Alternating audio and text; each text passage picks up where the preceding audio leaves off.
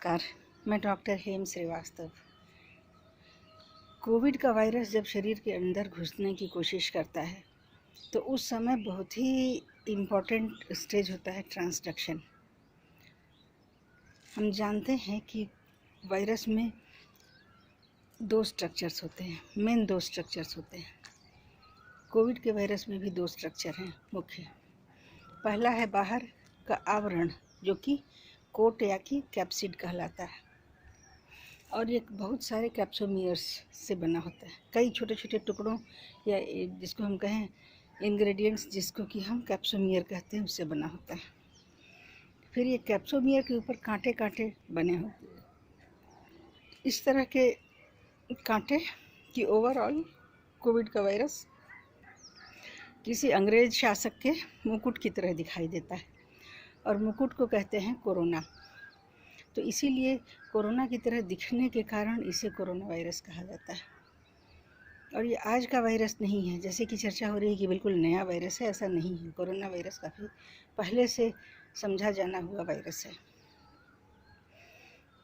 लेकिन अभी जो कोरोना के जो रूप जो चल रहे हैं और जो तरह तरह का इन्फेक्शन ला रहे हैं और इतनी भयंकर बीमारी संसार में बना रहे हैं, ये कोरोना वायरस का नया रूप है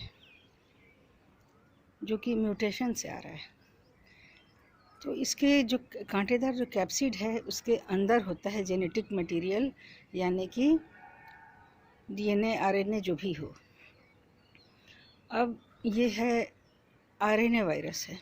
इसका जो जेनेटिक मटेरियल है वो आरएनए का बना होता है। तो दो स्ट्रक्चर हुए इसके, कैप्सिड और आरएनए। तो जब ये किसी शरीर पर बैठता है या इसको घुसने का मौका मिलता है तो वहाँ का सॉफ्ट टिश्यू ढूंढता है। सॉफ्ट टिश्यू इसको मिलता है ग्लोटिस के आसपास और नेज़ल ट्रैक्ट में, काफ़ी अंदर की ओर नाक के होल से ये घुसता है और फिर काफ़ी अंदर जहाँ इसे सॉफ्ट टिश्यू मिलता है वो वहाँ बैठता है। जिस तरह से कि दुश्मन जब किले में सेंध लगाता है तो कमज़ोर पॉइंट को पकड़ता है। कमज़ोर पॉइंट से ही वो उसकी एंट्री हो सकती है, वो घुस सकता है। काफ़ी मजबूत किले में वो दीवारों से तो घुस नहीं सकता, एक कमज़ोर बिंदु वो खोजता है। तो ये वायरस भी एक नरम बिंदु इसको नाक या कंठ के अंदर मिल जाता है, तो वहाँ ये बैठ करके फिर पेनिट्रेशन का काम करता है। इसके जो कैप्सिड है वो ऐसा एटमॉस्फेयर बनाते हैं और अक्सर वायरसेस ऐसा एंजाइम छोड़ते हैं कि वो जगह में वहाँ छेद हो जाए। और इसका जो कैप है कांटेदार रचना वो भी इसमें मदद करती है।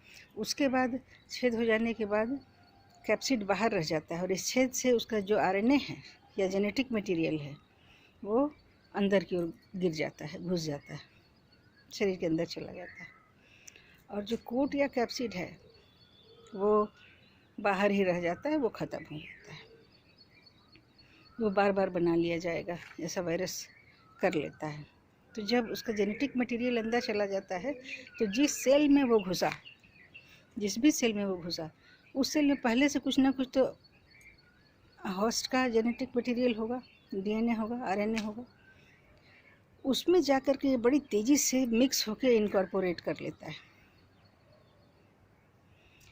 इनकॉर्पोरेट करने के बाद आप समझिए कि जो होस्ट डीएनए जिस सेल में घुसा उसकी चाल बदल जाती है, क्योंकि डीएनए और आरएनए का काम होता है डिसाइड करना। पहले उसका अपना डीएनए था, बाद में वायरस का डीएनए भी आ गया, उसी में चिपक गया, लग गया। तो लगने के चलते अब उसका फंक्शन बदल जाएगा और इस तरह से बदलेगा कि वायरस के हिसाब से फिर चलने लगेगा। वायरस का आरएनए जैसा चाहेगा उसको चलाएगा। कहने का मतलब कि एक तरह से उसको हाईजैक कर लेता है। हम जानते हैं कि शरीर की जो कंट्रोल प्रणालियाँ होती हैं उसमें नर्व है, डीएनए है, हार्मोन है। तो ये डीएनए आरएनए ही अगर फिर बदल कर लेगा तब तो उसका फंक्शन बिगड़ जाएगा। तो फंक्शन अब नेज़ल ट्रैक्ट में इन्फेक्शन करने के बाद ये इन्फेक्शन अब बढ़ेगा, बढ़ करके फंक्शन जिस जिस सेल्स में पहुंचेगा वहाँ वहाँ फंक्शन उसका बदलता चला जाएगा। अब इसी को हम कहते हैं कोरोना का रोग। ये सेल दर सेल बढ़ता है। ऐसा नहीं है कि नेज़ल ट्रैक्ट में पहुंचा फिर वहाँ से उड़ करके वो फेफड़ों में पहुंच गया, नहीं। ये नेज़ल ट्रैक्ट से एक एक सेल करके आगे बढ़ता है, कदम दर कदम आगे बढ़ता है और तब ये फेफड़ों तक जाता है। फिर हम चर्चा करते हैं कि आगे यह क्या करता है।